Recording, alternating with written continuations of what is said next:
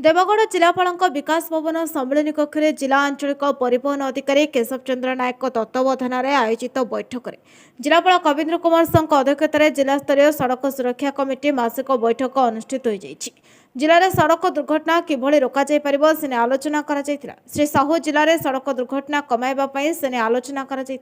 विशेषकर दुर्घटना रोकने आंचलिक परिवहन विभाग और पुलिस पक्षर विभिन्न स्थान में कड़ाकड़ी चेकिंग करने सहित ट्राफिक नियम पालन उपर आलोचना करा रियमाल एनएच 53 रास्तार सुरक्षा निमंते साइनेज बोर्ड तिलैबणी बंजरी पर्यंत रास्तार उन्नतीकरण साधारण जनता द्वारा पौरांचल रास्तार बाली कंक्रीट और इटा अवरोध बारकोटर रजामुंडा रास्तार उन्नतीकरण सुरक्षा मानदंड अनुसार एनएच 143 एसटी लाइन को 1 मास मध्य समाप्त करने बारकोट एनएच 49 ओभरब्रिज तले